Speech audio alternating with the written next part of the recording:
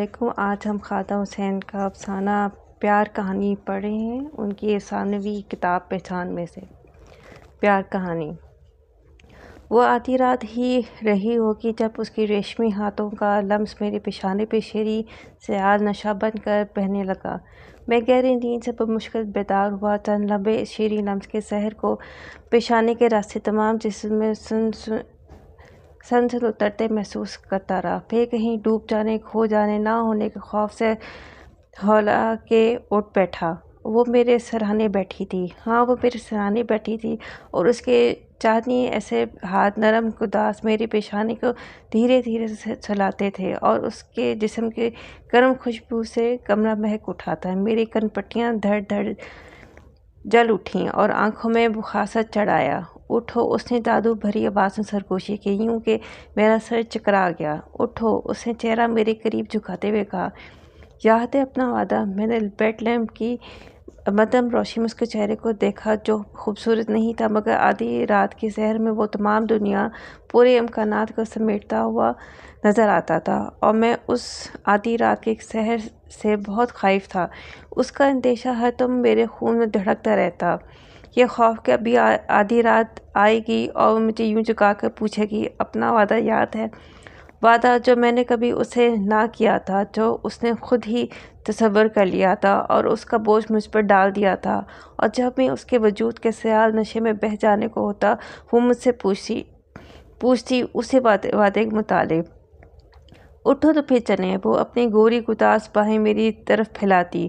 دیکھو، تم نہیں جانتی، میں تقریباً ٹوٹتے ہوئے، ریزہ ریزہ بکھرتے ہوئے کہتا۔ وہ خاموش میرے پاس آن بیٹھتی، اس کی میٹھی گرم خوشبو میں نیم بے ہوش سا ہو جاتا۔ پھر وہ آہستہ آہستہ کہتی، تم جانتے ہو، تمہیں یاد ہے سب سے پہلے جب ہم ملے تھے تو تم نے کہا تھا، ہاں میں تمہارے ساتھ چلوں گا، کہا تھا نا؟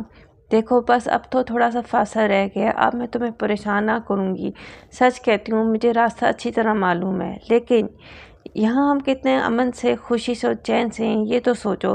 اور جب بھی میں بہت خوش ہوتا ہوں کہ تم بس میرے لیے ہو، تم اٹھ کر چل دیتی ہو۔ میں اس روز روز کی مسافری سے تنگ آ گیا ہوں، خدا کے لیے کچھ جو سوچو، تمہیں میرا سکھ چین نہیں بھاتا کیا؟ اس پر ایک دم چونک جاتی، اس کی چمکتی آنکھیں آنسوؤں سے اور بھی چمک اٹھتیں۔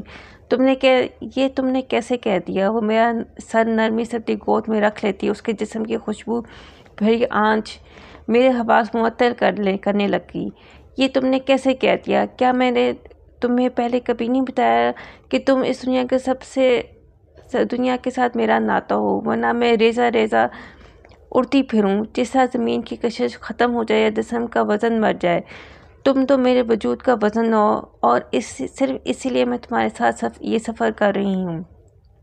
سنو، میری بات سنو، تمہیں کچھ پتہ وتا تو ہے نہیں، جانا کہاں ہے، کدھر سے جانا ہے، اور آج کل راستے ایسے خطرناک ہیں، جگہ جگہ سڑکیں ٹوٹی ہیں، پل ناقابل اعتبار، نہ کوئی جگہ کا نام پتہ بتاتی ہو، میری تو سمجھ میں کچھ نہیں آتا۔ دیکھو، مجھے سب معلوم ہے اب کہ میں تمہیں بالکل نہیں ستاؤں گی، بس سیدھی سڑک ہے، بائیں ہاتھ پر جب آبادی شروع ہو جائے تو ذرا آدھا میل آگے چل کر ایک بستی ہے، وہی ہے بس، بالکل۔ اب اٹھو۔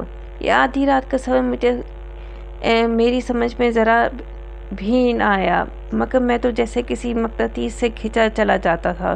مجھے اپنے وہ سب دوست سپاہ بہت یاد آئے، جو آنکھوں ہی آنکھوں میں مجھے عورت کے جادو سے بچنے کی تنبیہ کیا کرتے تھے، اشاروں کنایوں سے سمجھاتے تھے کہ میاں عورت کے سامنے ذرا دل مضبوط اور ہوش و حواس قائم رکھنے پڑتے ہیں، لیکن بے بیکامی ہوش و حواس اس کے ساتھ ساتھ ہو لیتا تھا، کیونکہ اس کی بہت سی باتیں سمجھ نہ آنے پر بھی دل کو بھاتی تھی۔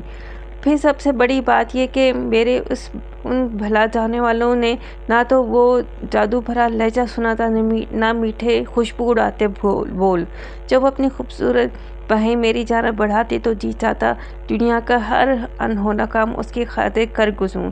یہ انجانا بے منزلہ سفر تو کوئی حقیقت نہ رکھتا تھا، اور اب کے تو واقعی اس کے بتائے ہوئے تمام نشانات بھی درست ہی نکلے۔ سڑک ٹوٹی پھوٹی تھی تو کوئی بات نہیں، گاڑی کون سی نہیں تھی کہ اس کے ٹوٹنے پھوٹنے کا خطرہ ہوتا۔ ہاں، یہ خدشہ تھا کہ کہیں راستے میں رکا گئی تو ایک مصیبت ہوگی۔ جب بھی کہیں گہرا کھڈا نظر آتا تو وہ ایک دھچکے کے ساتھ تقریباً میری گود میں آن गिरती। मेरा जी चाहता ड्राइविंग बंद कर दूँ, रुक जाऊँ, फिर मुस्करा के संभल के हो के बैठती। आज उसकी आंखों में अजब सरूर भरी महवियत थी। हल्की हल्की खुनके के बावजूद उसकी पेशानियाँ और होंठों के ऊपर पसीने की नमी आ जाती और मुनासिब मुँह चेहरा पोंछे जाती।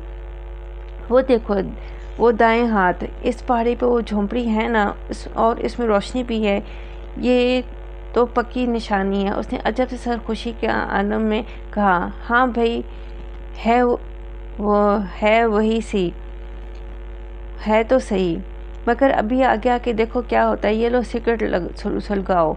उसे सिगरेट सुलगा के मेरे होंठों में दबा दिया। हवा खासी खून खो चली थी। सर्दी है भाई, मैंने झुरझुरी ली तो उसने अपने नाजुक से झुलझुलाती सफ़ेद शॉल मेरे कांधों पर डाल दी और कुछ देर में शाने के साथ सर लगाए बैठी रही। उसके लम्स में एक अजब तरह की अलविदाई कैफियत थी। मैंने झुककर देखा तो उसकी आंखों से आंसू टपक रहे थे। क्यों भाई, ये क्या हो रहा है? कुछ नहीं, वो एकदम मुस्कुराती। मैं सोच रही थी तो मेरे वजूद का वजन हो, इस दुनिया के साथ मेरा नाता, इसलिए मैं जब पुरजा होने लगती हूँ तो तुम्हें छूती, तुमसे चिमट जाती हूँ। मगर आखिर तो मुझे पुरजा होना ही है। वो एकदम खामोश हो गई। कुछ ज़रूरी नहीं मोहतरमा, मैंने हंसी में बात टालना चाहिए। हाँ, बहुत ज़रूरी है। दरअसल ये सब कुछ इसी अमल की तैयारी है। हर काम, हर बात, हर फेल, क्योंकि हर शख्स खुद अपने सामने जवाब दे और जो है सो है, और इसके अलावा भी जो कुछ है सो है। लिहाजा तमाम इम्कानात तमाम हो जाते हैं। हर शय अटल है। और तुम ज़्यादा ही बहकती जा रही। लो सिगरेट सुलगाओ। वो देखो, वो कच्ची आबादी है ना, ज़रा आगे जाकर दाएं हाथ को वो दरवाज़ा है, वो संभल को होकर बैठी। वाह भाई, आपके तो उन्होंने कमाल ही कर दिया। उसने अपने हाथों में मेरा हाथ प्यार से सुलाया। एक झुरझुरी मेरे तमाम जिस्म में दौड़ गई। तभी दहशत अमेज झुरझुरी। मगर तुम मुझे यहाँ लाई क्यों हो? वो मैं जैसे एकदम होश में आ गया। मैं सिर्फ तुम्हें नहीं लाई, हम दोनों आए हैं। अगर तुम ना आते तो मैं कब आ सकती थी? मैं तो तुम्हारे दोपहर यहाँ तक पहुँची हूँ। अजब बेमानी बात है भाई, ये तुम मुझे लफ्ज़ों के चक्करों में ना उलझाया करो। मैं तो सीधा साधा आदमी हूँ। लफ्ज़ों से आज़ाद होने का यहाँ तक आना पड़ा है। एक उदास मुस्कुराहट उसके चेहरे पर आ गई। वो देखो दरवाज़ा, बस उधर रुक जाओ। मैंने गाड़ी रोक दी और सर सीट के साथ लगाकर आंखें बंद कर लीं। खट खट, वो शायद लोहे का जंग खुर्दा दरवाज़ा खटखटा रही थी, जिसके दोनों तरफ से ऊंची ऊंची पक्की फसीलनुमा एक चार दीवारी शुरू हुई थी और पीछे कहीं अंधेरे में बोसीदा सी ऊंची इमारत थी। मैंने थकन के मारे गौर से देखा भी नहीं। चर दरवाज़ा अपने कदीम कब्ज़ों पर घूम कर ज़रा सा खुला। फिर उसके और किसी और के बोलने के बाद आई। हाँ, ये रहा मेरा शनाख्ती कार्ड। मैं ठीक वक्त पे पहुंची। वो मेरा साथी है, उसका कार्ड देखो। थोड़ी देर में दरवाज़ा आधा खोल दिया गया। वो थके कदमों से मेरी तरफ आई। अब आके पैदल का रास्ता है, गाड़ी बंद कर दो। इस तरफ की शीशे मैं चढ़ाती हूँ। गाड़ी अच्छी तरह बंद करके मैं उसके साथ साथ इस खुले दरवाजे के अंदर दाखिल हुआ। कुछ थोड़ा सा वीरान खाक उड़ाता मैदान छोड़कर सामने पोसीदा इमारत खड़ी थी। कुछ लोग नहायत मशगूल खामोशी से इधर उधर फिर रहे थे, गोया किसी बड़े काम की तैयारी में मसरूफ़ हों। करीब जाने पे दरवाजे पर दफ्तर लिखा था। मैं भी आई। वो ये कहकर अंदर चली गई। मुझे अब थकान के मारे नींद आ रही थी। अभी सुबह होने में खासी देर थी। इमारत के बाहर वो दो खंभों पर जर्जर बल्ब जल रहे थे। मैं उसके इंतज़ार में एक दरख्त के साथ सहारा लेकर खड़ा हो गया। अचानक ये सब लोग जो इधर उधर चलते फिरते मसरूफ़ नज़र आ रहे थे, सामने एक जगह पर जमा होने शुरू किए। देखते ही देखते अच्छा खासा अनबुआ हो गया। मैं भी ज़रा करीब से देखने के खातिर आके चल दिया। देखा तो सामने एक छोटा सा चबूतरा है कि सभी लोग उसकी जान टिक बांधे खड़े थे। फिर सबके सुरों को दाएं जाने जुम्बिश हुई। हाँ, मेरी नज़र धोखा नहीं खा सकी। वो ही थी, चुपचाप नज़र झुकाए चबूतरे की तरफ आ रही थी। तब मेरी नज़र चबूतरे पर गड़े लोहे के चौकट्टे उसके साथ लटके मोटे रस्से के फंदे पर पड़ी। नहीं, चीख मेरे हलक में फंस गई रह गई, मगर चबूतरे पर पहुंच चुकी थी। दोनों तरफ से दो आदमियों ने उसको तख्ते पर ला खड़ा किया। नहीं, मैंने अपनी आंखों पर हाथ रख लिया। मगर क्यों? मेरे हल्क से ज़ख्मी कराह निकली और मैं अंधाधुंध हजूम को चीता हुआ आगे बढ़ता गया।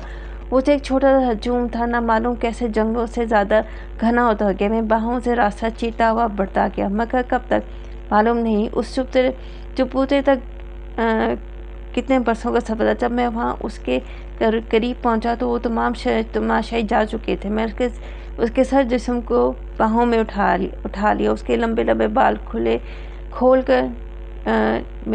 कर मेरे बाजुओं से नीचे तक गिर रहे थे। मैंने उसके जद नीले पड़ते चेहरे की तरफ जानिब निगाह डाली। उस धुंधली और अध खुली आँखों की जानिब सितारा सा दमका करती थी। अब एक मैला धुंध इसमें लिपटा शीशा थी। ये तुम कहाँ आ गई थी?